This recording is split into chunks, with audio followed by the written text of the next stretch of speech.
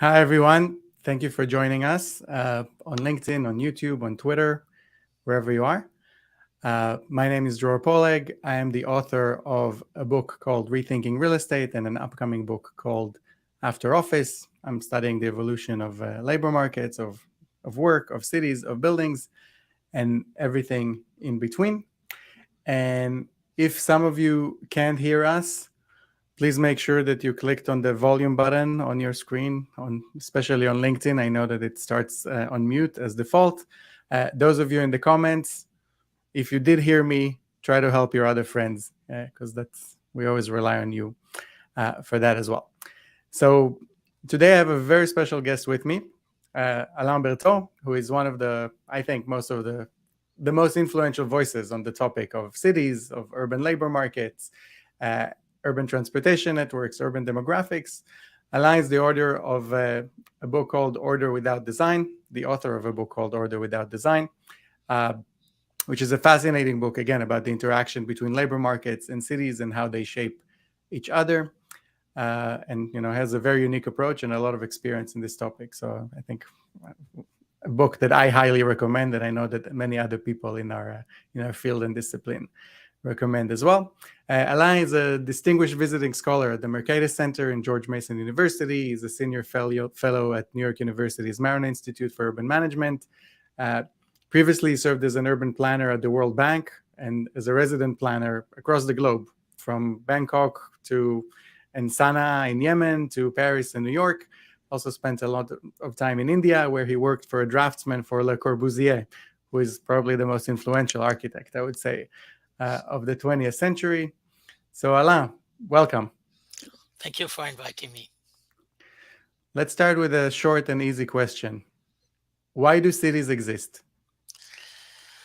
Cities exist for people to get together. I think they very early realize that when a lot of people with different skill get together, they are more productive. They are able to invent new things. And I think that's the way cities came about.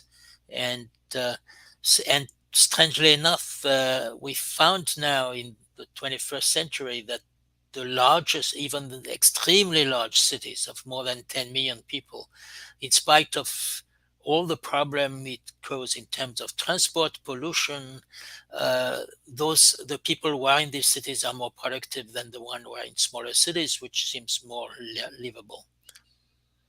So what are the biggest mistakes that urban planners made over the last 100 years or so? Well, I think they make the mistake not to understand that cities are made of the quality of people who are in cities, but that if they design city in a different way, the city will be better. I think that and that they could impose the consumption of land and floor space on people in the name of some equilibrium or efficiency. And I think this has been the most terrible mistake. I mean, you were talking about the Corbusier, the Plan Voisin of Paris, of Le Corbusier, is an example of that.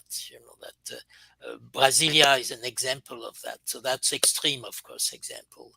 So trying to impose a clear kind of rational physical structure on where right. people live and Right, yeah. assuming that would make things better. Yeah, in the name of some efficient, you can always optimize a sewer system or even a transport system in a city, but always at the expense of something else. And the trade-off has to be made by the people themselves. And, when I say people, I mean household and firms who are in cities.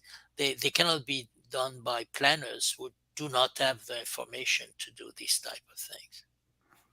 So we'll come back to some more specific planning, I think, initiatives and mistakes, but maybe we're still warming up.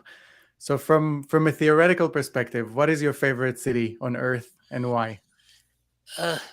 For a long time, it was Hong Kong. I am not sure now Hong Kong as it is that, but and for one good reason too. It's a very international city.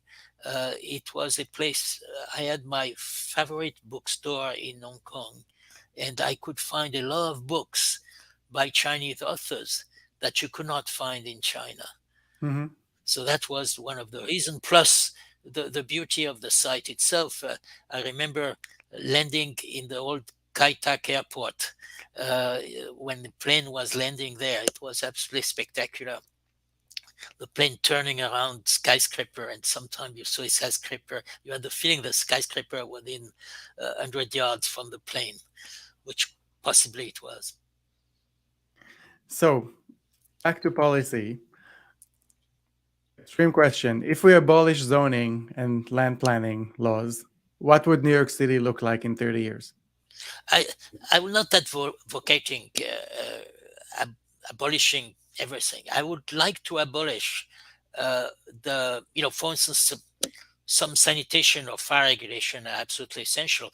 Building codes are also absolutely essential.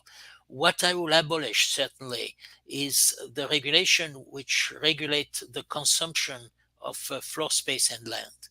For instance, floor ratio, maximum building height, minimum plot size, minimum apartment size, maximum densities, the densities of dwelling units. I will abolish all that. I don't think those are useful at all. And by the way, if you look at New York, for instance, uh, there was a study, a very interesting study some years ago, which shows that the major contribution to affordable housing in New York were buildings which were used illegally by people who were adjusting, their consumption, the Hmm. consumption they could afford to what they could. So, for instance, by subdividing illegally, individual houses in Queens, and you had 4 or 5 family living there, and in fact, it was the largest contribution to affordable housing. Are there, so I mean, there's a lot of, I'm sure there's a lot of criticisms of these views. Are there any examples of cities that are doing it well and achieve success? Uh, Partially, I mean, yes. For instance, say in Shenzhen, uh, the absorption of villages, and villages have a special status, and villages were allowed to develop land use regulation completely different from the city, and they also provide a large part of affordable housing in Shenzhen, which allow the labor market to work. Uh, the same thing in Indonesia. There is this policy of kampong. That means that within a city, you have perimeters where the the normal land use regulation do not apply. You can consume whatever you want. You have some rules, but you can consume as little land and as little floor space as possible. You can build a shack if you want in cardboard or bamboo, and so you have this perimeter of tolerance, I will say, which cater for most of the people were poor, but at the same time the state subsidize infrastructure. They ensure that people living there have a safe water supply, the garbage is removed, and they have also some basic health and school facilities, which are shared, by the way, by higher income people also. Hmm. So before my next question, I just want to remind the audience, feel free to drop your own questions in the chat wherever you are, if it's on YouTube, LinkedIn, Twitter, and I'll try to bring them up, or at least a couple of them, uh, towards the end of the session.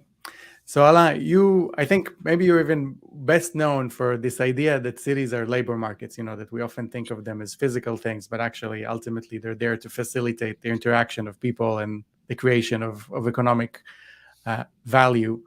Uh, if cities are labor markets, what happens to cities when labor markets suddenly become remote, or that many of them uh, can move to the cloud? And even if we don't have a clear answer, how should we even think about it? Yes, I mean, ultimately, you could think that the world is a huge labor market, and location is not important anymore. Uh, I think that this is a bit a reductionist of my definition of labor market. Uh, Hmm. Labor market is is not the ability to get a job. It's the ability to meet people and to change jobs. And I am not so sure yet. I may be wrong, but I am not so sure that the technology we are using, whether it's Zoom or Google Meet or whatever, allow us to this flexibility. The flexibility of random uh, encounter with people. And during the pandemic, normally I participate in a number of seminars around the world, and then it was reduced to Zoom participation. Hmm. And for me, it was very different. I did my talk, I listened to the talk of others, but for me, going to a seminar, a conference, is to meet people I don't know yet, and Yeah. to have a coffee after, and suddenly people who have different ideas, or even are different fields, and that's this random encounter, I think, or that's I learned economics that way. I didn't learn economic in a university, well, eventually later, but I by meeting people, and will say something that intrigued me, and I say, could you explain to me what it is? And then I realized that economics was absolutely essential to my profession.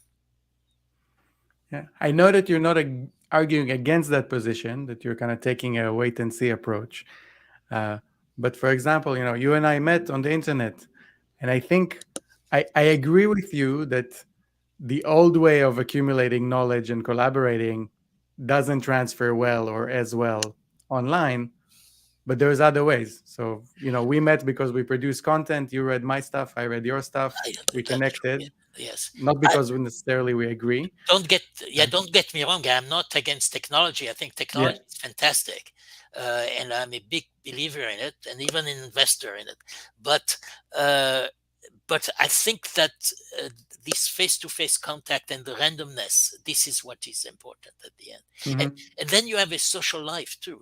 That uh, if uh, if you move to a place which is, say, environmentally very pleasant. Let's say I move somewhere in Montana. I like hiking very much, Montana. But then I think you need still a social life. You need to Hmm. meet people. Where do you meet them? How are you? What structure will do they? What are the contacts? So I think that um, you know this presence. Now I may be wrong. It seems though that uh, the people who are running a big high tech company are agreeing with me, because they they build fantastic headquarters in Silicon Valley, recently. Why would they build this headquarters if it was not to attract people to come to the office? If Hmm. you look at Google office or Apple, you have daycare center, you have fantastic, very good restaurants, by the way. Google had fantastic restaurants in their premises.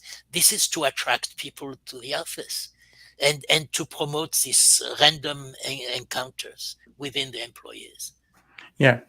No, I agree. The question is, if I mean, the Googleplex kind of archetype, if it's a reflection of where we will be in 10, 15 years, or if it's a reflection of where we were 15 years ago, that kind of the culmination of something that might be Yes, changing now, I mean, or in the. a way, Yeah.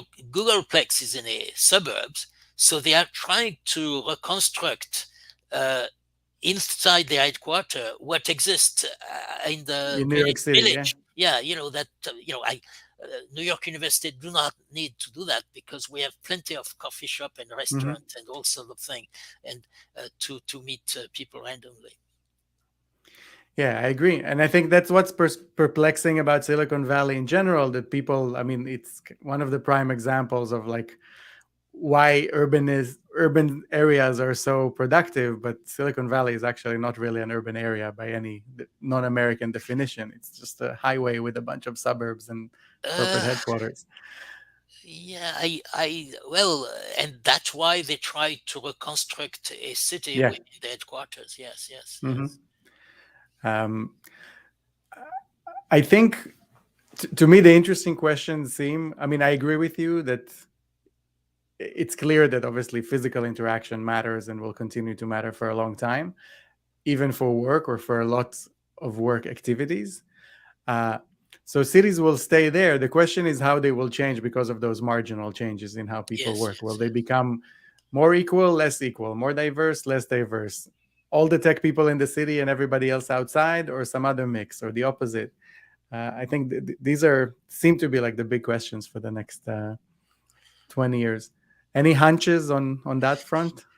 I am agnostic on that. For me, cities are confronted to shocks, external shocks. Uh, you know, like the COVID, like maybe the price of energy, change in technology. Again and those things. So we have to adapt to those shocks, and the adaptation is not done by urban planners. It's done by individuals and by firms. The firms are confronted to change, and then they try things, and some fail. The advantage of having that done by people rather than urban planners is that some people, when they try to adapt, are wrong and they fail, but then other people will have the right solution, and then the other will copy the one who have the right solution. If an urban planner decide the city of tomorrow is this, and he's wrong, and he probably, or she is wrong, and probably he will be wrong, or she will be wrong. Imagine the city radios of Corbusier, or Buckminster Fuller. Yeah. These were completely wrong thing. And imagine that he was a dictator and had done it. It would be a disaster for humanity. So that's the advantage of being, let's say, a little less proactive, but then monitoring. You have to monitor very carefully all the signal, land prices, lengths of the commuting trips, for instance, the length of commuting trips, very, very important, I think. And all sorts of things you have to monitor in real time, and then adapt infrastructure, because again, there is a top down thing. You don't bring water to New York City just through market. You have to take a decision, mobilize a lot of capital in order to bring Hmm. water to. You cannot design also a sewer system or a subway system just through personal participation. You have to follow. You have to use the way people distribute themselves and job distribute themselves to design your subway, but it's a top-down operation. So I think there's obviously a tension between letting people kind of letting things emerge and making sure that the infrastructure is there for them, Yes. both today and in the future.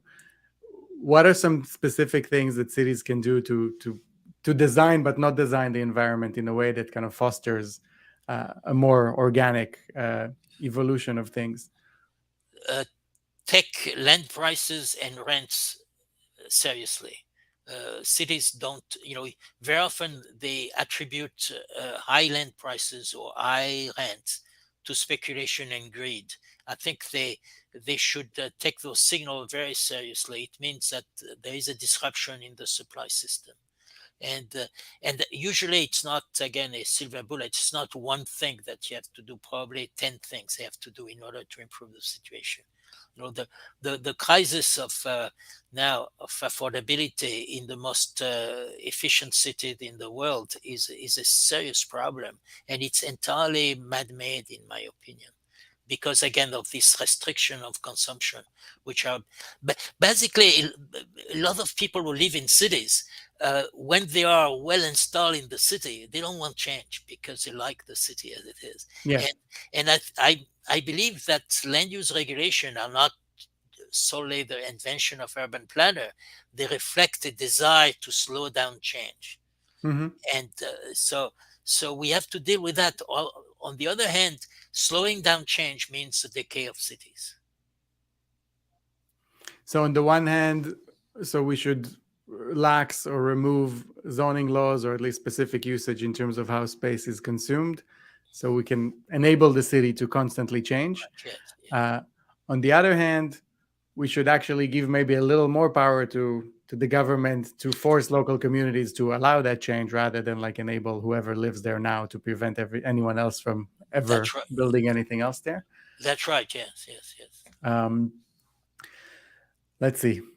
What else do we want to talk about? I think related to this, I when I prepared this question and booked this time with you, I didn't think this would be such a controversial topic. But I see now that in the world, and particularly in Europe and the UK, the idea of 15-minute cities uh, became a hot political issue. I know that it's associated with Paris and the mayor of Paris who wanted to make sure that every neighborhood is self-contained in terms of people being able to work and consume and socialize. And now it's coming to the UK, and people seem very angry about it.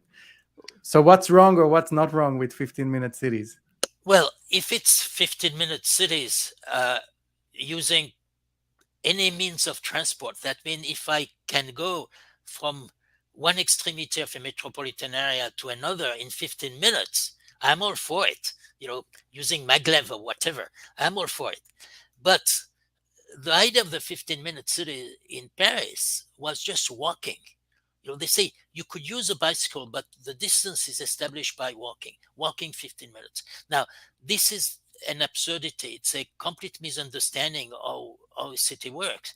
So, in the case of Paris, by the way, uh, in, if we are talking about commerce, food, daily needs, this is met because Paris metro, Paris municipality has a high enough densities, so there are indeed many bakeries and restaurants within 15 minutes of any house within, again, the municipality of Paris. That will not be the same in the suburbs. So where the thing is particular, so it's met. So when Moreno talk about a big bang, there is no big bang. It's just you know life as usual on that. Where he's completely wrong, of course, when he's talking about jobs within a 15-minute walk. Uh, if somebody moved to Paris and pay high rent to live in Paris and high food price to live in Paris, uh, it is not to take any job which is there because there are jobs anywhere else. It is to select the job which is particularly interesting. Again, they moved to Paris because there are some very interesting people there, very interesting firm who are doing very specialized things that they enjoy doing or they like doing. And so everybody makes a trade-off between where they want to live, you know, next to a lot of cafe, or on the contrary, next to a golf course or a tennis court or whatever, or a Chinese school, I don't know. And then the type of job they want to do. And they are ready to make this trade-off. And therefore you find people who live in the center of Paris while commuting to the suburbs more than 40 minutes. And this is this is the way labor market works. So there is no planner who can bring jobs within, you know, it, no planner can bring a job within 15-minute walk from my house, and a Mm-hmm. job that I would like to take. I can't find a job within 15 minutes to walk on my house. Probably putting cans on the shelf of a supermarket. I will not be very good at it. I will, and I You will can not learn. enjoy it. Yeah, I will learn. Yeah, but I will not particularly enjoy it, and I don't think my boss will be very happy with me anyway. Yeah. So if I summarize the argument, so people pay a lot of money. They vote with their feet by coming into large cities, which are large labor markets, because they enable them to be more productive and to match to the tasks that they could perform, that they enjoy and are good at. And if you force them to be in a smaller labor market within this bigger metro, you're basically damaging them uh, Yes, right. Yeah. economically. By the way, Moreno didn't force anybody, and that Yeah. was a bit. Uh, he says that he can design a city where Hmm. you could have your job at 15 minutes, and this is Hmm. where I think. So he's not a, he's not a fascist or a conspirator. It's not Sure. that. He's incompetent. He doesnn't know how a labor market works, and it's a little frightening to think that uh, he has so many followers that do not understand to this day how if he thinks that if people commute a long time, it's because of the design of the city. Now, in the case of Paris, by the way, uh, Paris, do not have zoning in there are very strict land use regulation in Paris, but uh, but there is no zoning in the sense of separating, for instance, a bakery from a residential area, or Hmm. or Yeah, even it's much an more office. mixed than American Complete mix. cities are. You have lawyers who are have their office on the fifth floor of a residential area. In a condominium. This is so they are very. So that, by the way, um, in New York, probably if we remove some of the land use regulation, it will probably improve also the accessibility. You'll have more restaurants and more cafe that that than you have now, and more, maybe more pharmacy or Yeah. something like that. And also, when people are working from home, it's weird that they're allowed to work from home, but for example, if they want to have a customer coming to their house, then like you said, that it's not allowed, or That's technically right. Yes. they Yes. can't put a sign on the door and says, "Hey, I'm a lawyer," or "I'm a That's right. designer or That's right. Yeah. programmer." Yeah. That's right. Yeah. Yeah. Um, That's the oddity of working at home. Yes. Yes. yeah, to me, I mean, when I look at Moreno's plan and the 15-minute city, I agree with you. We don't want to design things too hard that we lose the benefits of the metro Yes. itself. Uh, and also it seems to be like too much of a literal reading of what work means, or what even like a labor market means, because one of the things that I think remote work will do for most people is not that they will all move and live in Colorado or in the French Yes. Alps, but that they will have to go to the office less, Yeah. maybe only a- spend 2 or 3 days, And that's probably very positive. and will want to work near home, maybe in some kind of satellite space or a Yes. cafe or a working space. So I see a future where it's possible to both benefit from being in the large labor pool and the large metro, and to have some kind of 15-minute style Right. Yeah. lifestyle most of the time. Don't forget Uh, that also, if you have this large labor pool, you have also a quality of amenities, like yeah. opera, museum, exhibition, concert, that you will not have in a small town. That Mhm. again is Moreno think that instead of going to the Opera Garnier in Paris, we should go to the local primary school and listen to a concert there. I think that's a Yeah. that's a big mistake. Like what I see that is starting to happen in New York now, for example. So I live in a town just on the edge of the city, so it's not officially part of the city. It's Yes. very walkable. I can jump on the train and be in the middle of Manhattan in 40 minutes. I don't go there every day. Maybe I go once a week to Manhattan, maybe every 2 weeks. Uh-huh. But it's still good for me that it's there. I have my 15 minutes lifestyle, but I benefit from being in the metro. And if I have That suddenly a meeting that I have to go to, or like you said, an opera, a musical, a yes. sporting event, uh, I'm still paying for them, even though I'm not. Yes, I completely agree, and I Yeah. I live in exactly in the same way. In a suburb in Bergen County in New Jersey. Yes, exactly. So related to this, there's a there's a good book, actually quite recent, by Professor Richard McGahey, uh, called Unequal Cities. And he brings forth the argument that, particularly in the US, uh, a lot of suburbs around large cities basically don't contribute enough, or like exploit the cities that they're built around, because they benefit from being part of those metros, but they don't pay taxes directly to the cities. They don't help support all sorts of social services. They don't pay for a lot of the infrastructure that the city uh, sometimes expands all the way to them to allow them access.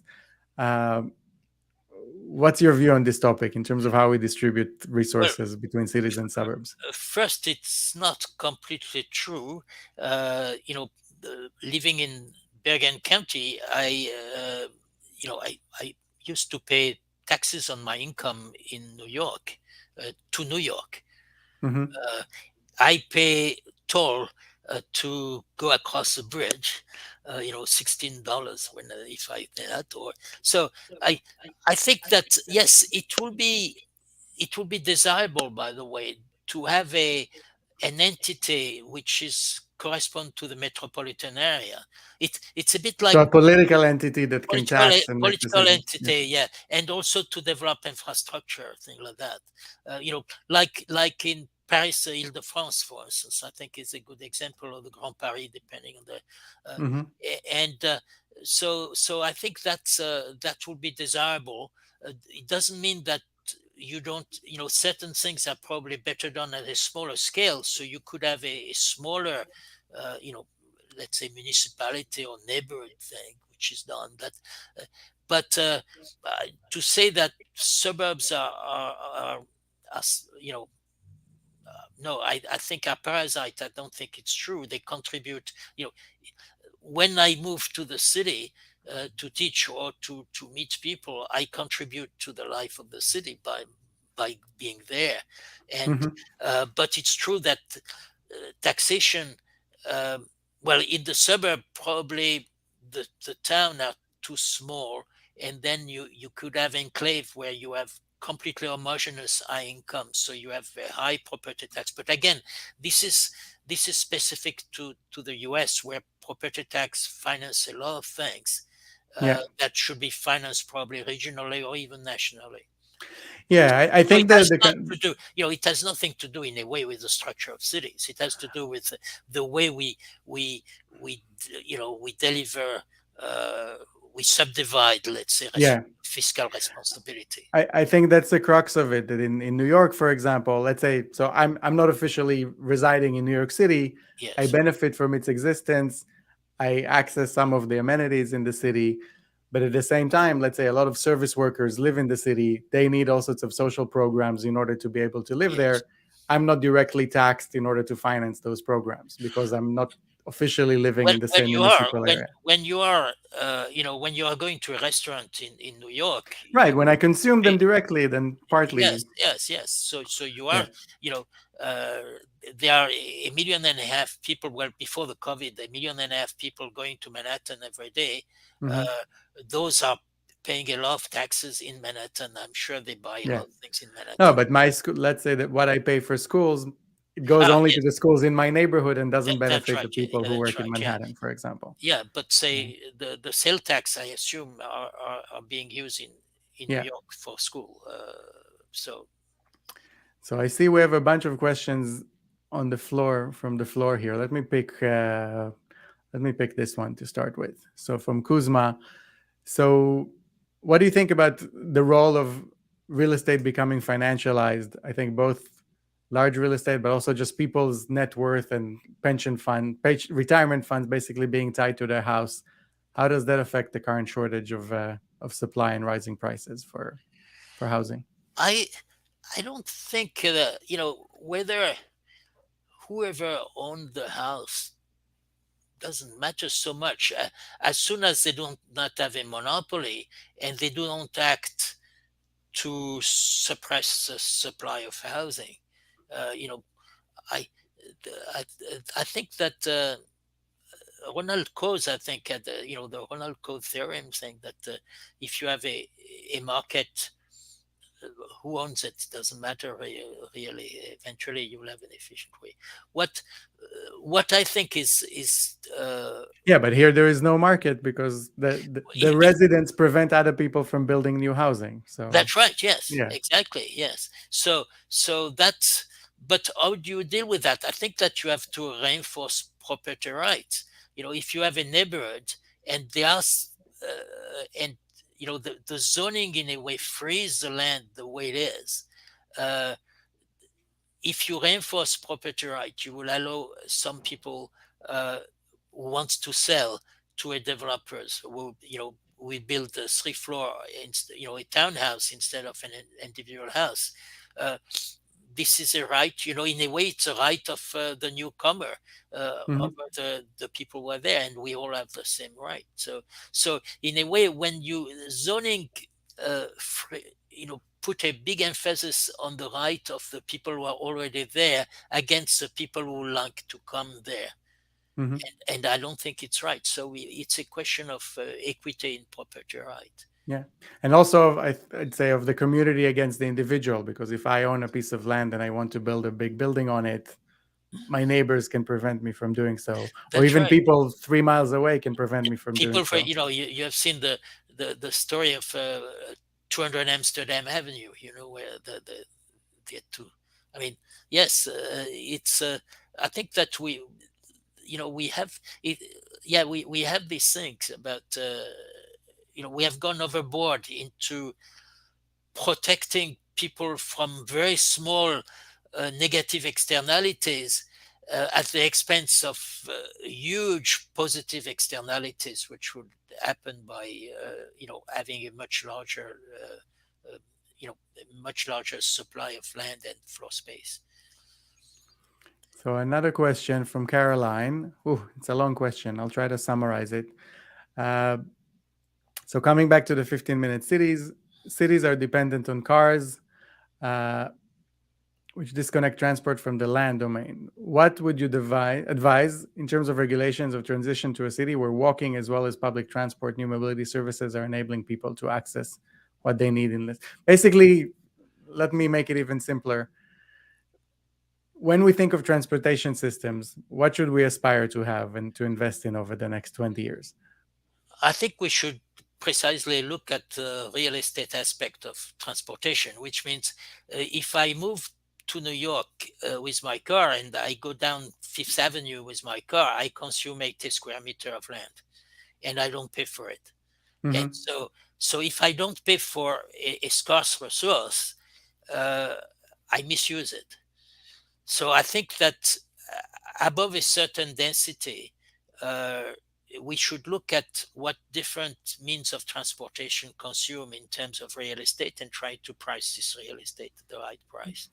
And then you cannot have, by the way, a city without individual vehicles. You have freight, you have some people, if you are a doctor or there are people, nurses, who needs to move in individual vehicle. If you have a plumber, you cannot take the subway or a bicycle to deliver your bathtub.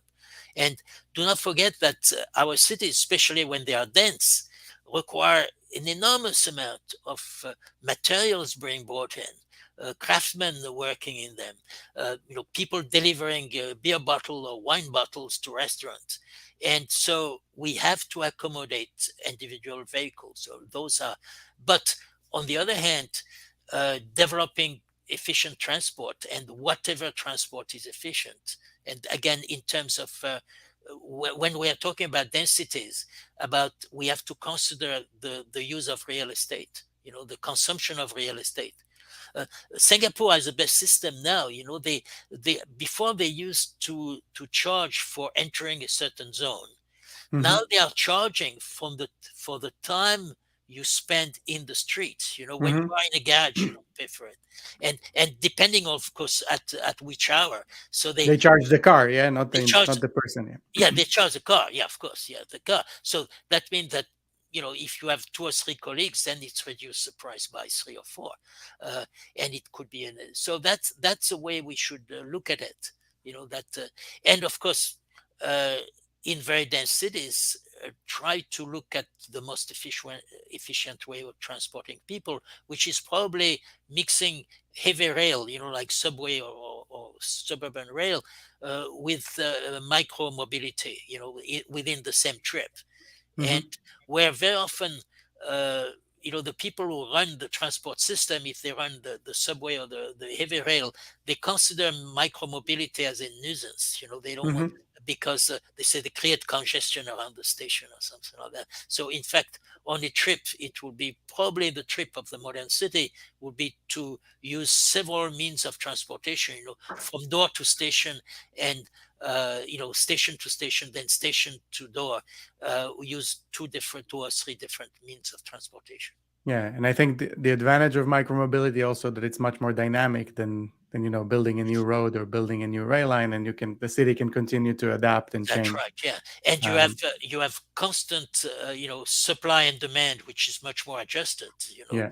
Uh, i- if And, if I leave my university after discussing with students at 11, 10 or 10, 11 o'clock at night, I have only one bus every hour to go back home. And mhm, so that doesn't match supply and demand very well. And that's right. why, a car or a Uber is more convenient at the time.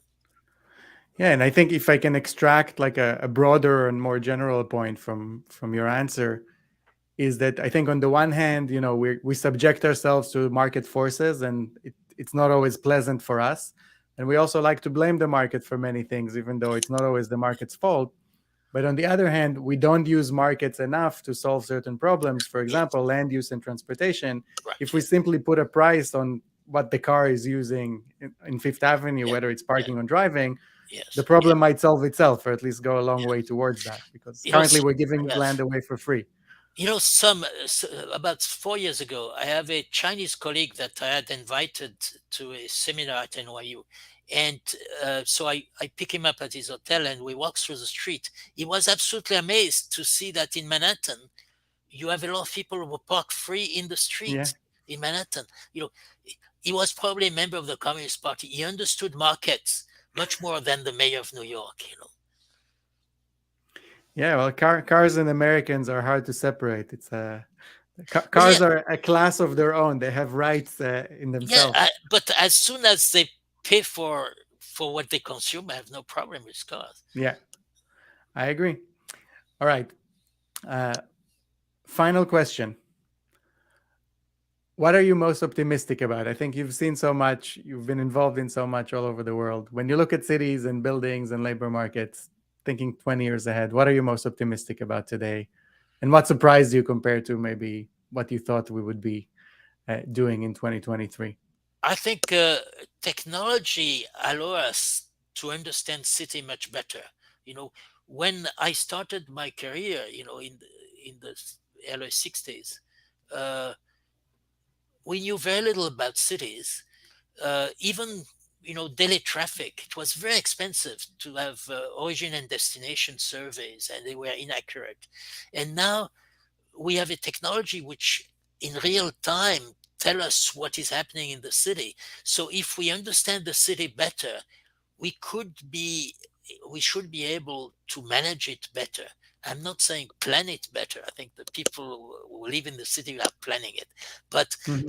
adapting all the services, including transport. Was, for instance, I learned from one of my colleagues recently that now you you can learn about the consumption of water every 6 hours in any cities, because the meters are monitored automatically, and that Mhm. gives you a lot of, for instance, to know how many offices are occupied. This gives you immediately what days of the week they are more occupied and things like Mhm. that. Something which before would have require a lot of survey. It will take 3 or 4 years before you get the result, and by that time it will be obsolete. So I think that technology, in this sense of increasing our knowledge of how we act together, is going to allow us to do this really well adapted city, where infrastructure and services are well adapted to their inhabitants.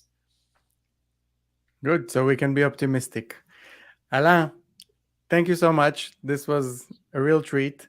I hope we can do it again soon. Thank you With for great everyone who pleasure. joined us. Thank you. Thank you to everyone who joined us live. Those who missed it, tell your friends. I'm going to publish the recording and the transcript on my website, which you should subscribe to if you haven't yet. You can also follow me on Twitter at Dror Poleg. And a reminder again of Alain's book, Order Without Design, an excellent book that dives into, again, the interaction between markets, labor markets, financial markets, and the shape and evolution of cities. Thank you again, and see you soon. Thank you.